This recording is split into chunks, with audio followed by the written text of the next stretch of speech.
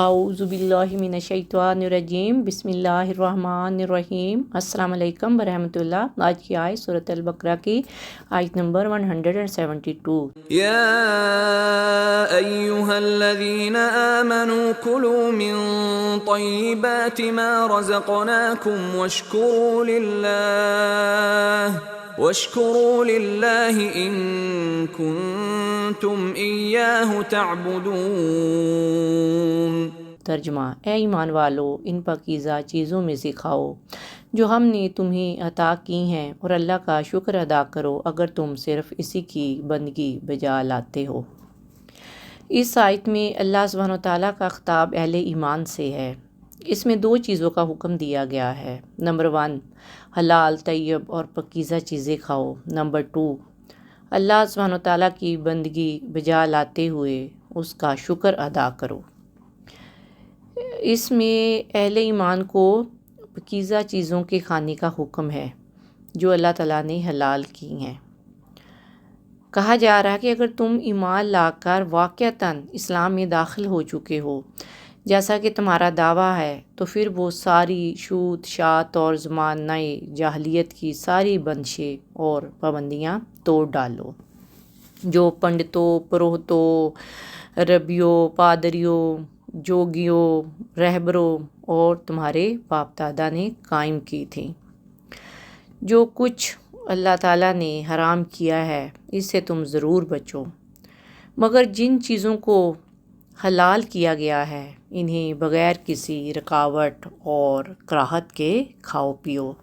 نماز پڑھنے اور قبلے کی طرف منہ کرنے سے انسان سمجھتا ہے کہ وہ مسلمان ہے، مگر نماز پڑھنے اور قبلے کی طرف رخ کرنے کے باوجود وہ شخص اس وقت تک اسلام میں داخل نہیں ہو سکتا جب تک کہ وہ کھانے پینے کے معاملے میں پچھلی یعنی جاہلیت کی پابندیوں کو توڑ نہ دے اور ان توہمات اور بندشوں سے آزاد نہ ہو جائے جو کفار نے قائم کر رکھی تھیں، کیونکہ انسان کا ان پابندیوں پر قائم رہنا اس بات کی علامت ہے کہ وہ ابھی تک اس کی رگو پے میں جاہلیت کا زہر موجود ہے۔ اللہ سبحانہ وتعالیٰ نے جو حلال، پاکیزہ اور طیب رزق عطا فرمایا ہے تو وہ تمام تر چیزیں کھانے کی ہمیں اجازت ہے، اور ان حلال چیزوں کی لسٹ بہت زیادہ ہے، اور جو ممنوع چیزیں ہیں یعنی جن چیزوں کے کھانے سے ہمیں منع کیا گیا ہے وہ بہت کم ہے، اور جہاں پہ مزید جس چیز کا حکم دیا گیا ہے وہ ہے اللہ کا شکر ادا کرنا۔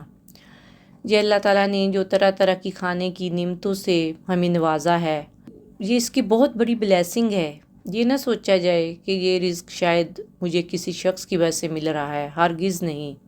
رزق عطا کرنے والی ذات صرف اور صرف اللہ تعالیٰ کی ہے، جس نے دنیا میں ہر جاندار کو رزق دینے کا وعدہ فرمایا ہے۔ فرق صرف یہ ہے کہ مومنین کو حکم حلال اور پاکیزہ کھانے کا دیا گیا ہے کہ طیب رزق کھایا جائے اور اس کو کھا کر حلال اور پاکیزہ کام کیے جائیں۔ اس سے یہ تو معلوم ہوا کہ اللہ کی حلال کردہ چیزیں ہی پاک اور طیب ہے، حرام کردہ اشیاء پاک نہیں ہے، چاہے وہ نفس کو کتنی ہی مرغوب کیوں نہ ہو۔ جیسے اہل یورپ کو سور کا گوشت بہت مرغوب ہے، اور اسی طرح مشرکین بھی بتوں کے نام پر منسوب جانوروں اور اشیاء کو اپنے اوپر حرام کر لیتے ہیں۔ مشرکین کا یہ عمل بہت غلط تھا۔